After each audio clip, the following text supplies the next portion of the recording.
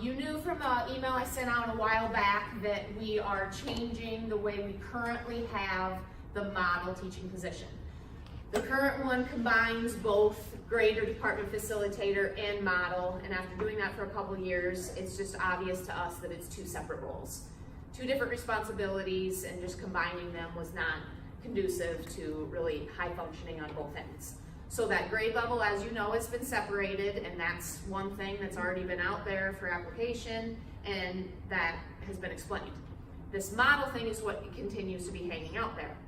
So we're gonna change the name, just changes, rename it, start fresh, and we're gonna go with growth lead. And the purpose of this being titled growth lead is to, first of all, get rid of that idea that it had, to me, like model is like, I already got it all figured out. You know, like, that I got this. Come watch me do this perfectly down the runway. And that is not it at all. We want our models to be like as nitty gritty and dirty as the rest of us are when we're trying something new.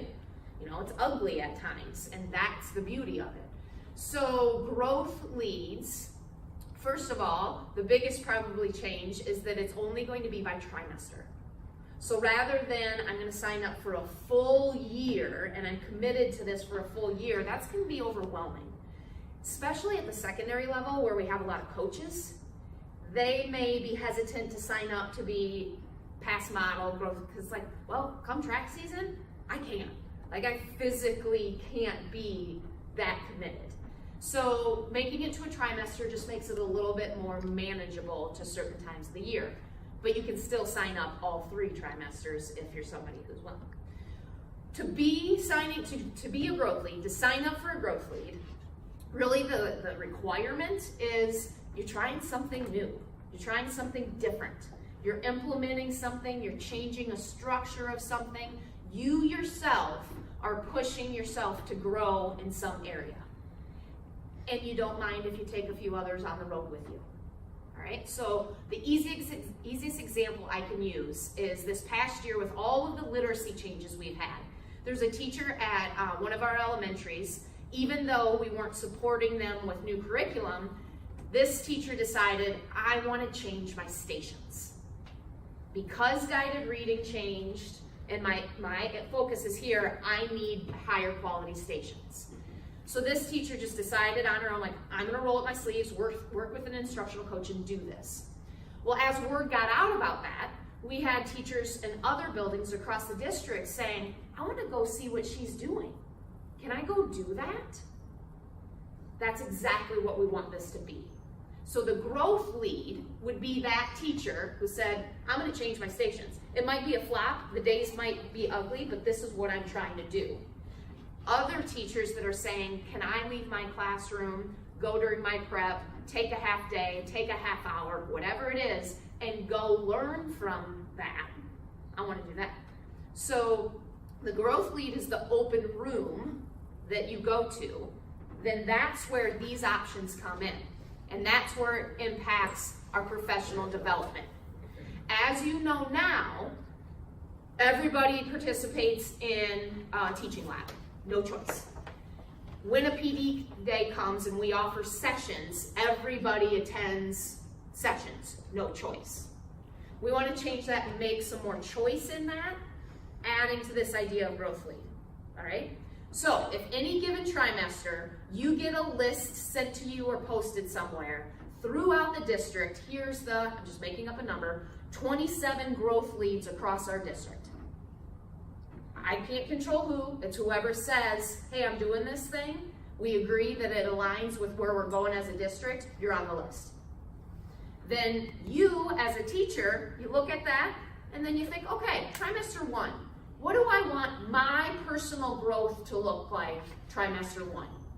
I get to choose as a teacher if I want it to be option number 1, where when I see this growth lead list, oh, somebody's changing their stations? Oh, I've been dying to take that on. I want to do it. I'm tired of talking about it. I'm going to do it.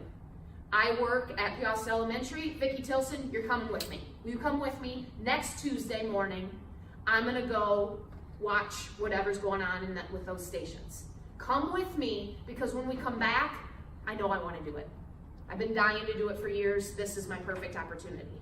So right away out of the gates, I asked my instructional coach to come with me because I fully intend, maybe not to do exactly what they did, but I know that that's something that I'm going to want help with. And so let's go. Let's go next Tuesday.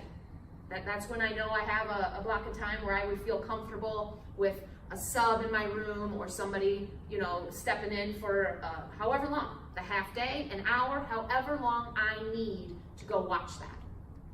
Or I'm not quite ready for that commitment, but I'm really curious about this station stuff. So that's option 2.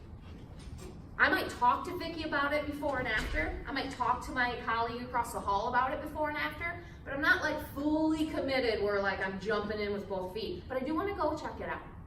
So it's just kind of one tier down. Like I'm going to go observe, but just back off a little bit. I don't know exactly where I'm going with it yet.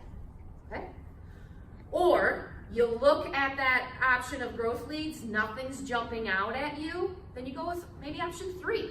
I like teaching labs still. I like that it's just structured for me. They pick the date, they pick the group, and I go and do it.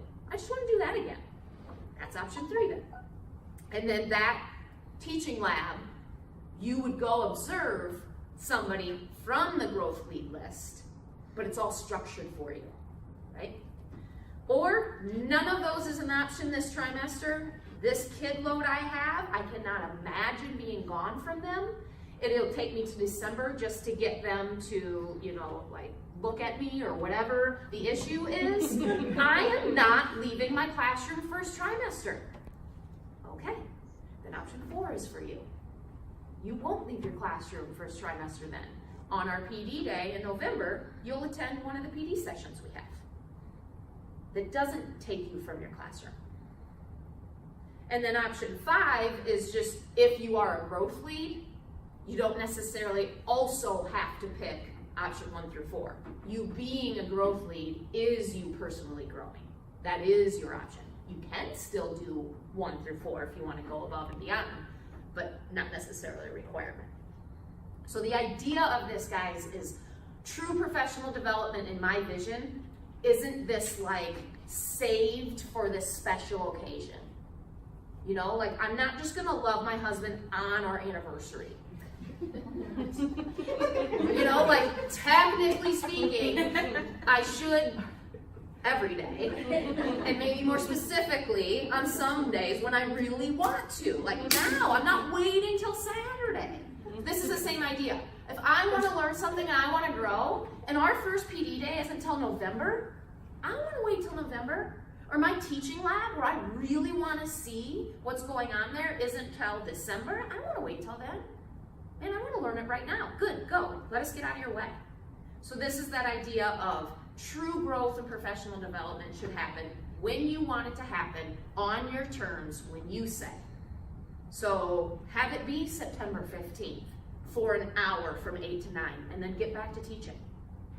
Or, during your nap time, because you have a couple awesome pairs in there, and that is when you can sneak away.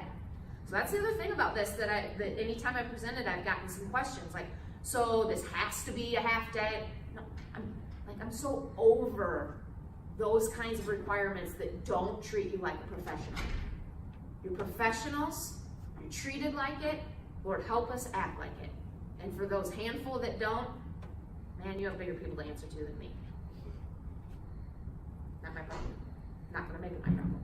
Neither should any of us.